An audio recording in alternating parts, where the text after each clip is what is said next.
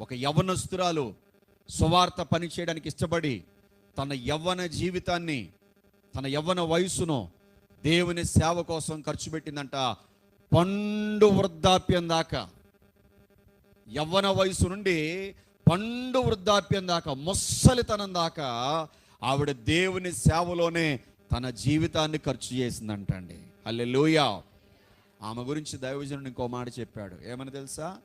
ఆమె విపరీతమైన అందగత్తె అంట. ఆ యవనస్తురాలు ఒక మంచి అందగత్తె అంట. అమ్మాయి ఒక హీరోయిన్ స్థాయికి సరిపోద్దంట. అమ్మాయి హీరోయిన్లు కూడా సరిపోరేమో ఇంకా, అంత అందగత్తె. ప్రియమైన దేవుని బిడ్డలారా, తన అందాన్ని ఒకటి, రెండోది తన ఆయుష్ను, మూడోది తన ఆస్తిని లెక్క చేయకుండా, నేను అందగత్తెని, నా అందాన్ని బట్టి అనేకుల్ని నాకు ఫాలోవర్స్గా చేసుకోవాలి, నా అందాన్ని బట్టి అనేకులు నా వైపు ఆకర్షించుకోవాలి, వాళ్ళు నా వైపు తిరిగి చూసినట్టుగా, వీళ్ళు నా వైపు తిరిగి చూసినట్టుగా నేను ప్రవర్తించాలి అన్నట్టుగా తను భావించకుండా, నా అందం ప్రభు సేవకే అంకితం అని ఒకటి తన అందాన్ని దేవుని సేవలో ఖర్చు చేసింది.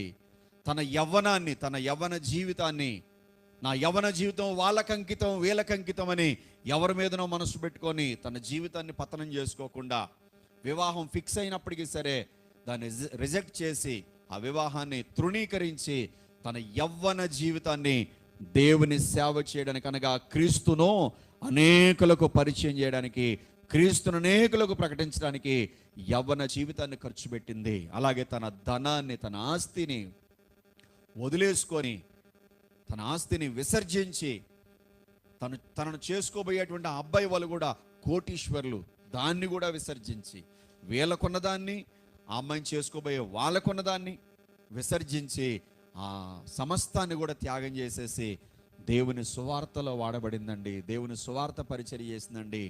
కొన్ని వేల మంది ప్రజల్ని దేవుని తట్టు తిప్పిందంట. హల్లెలూయా.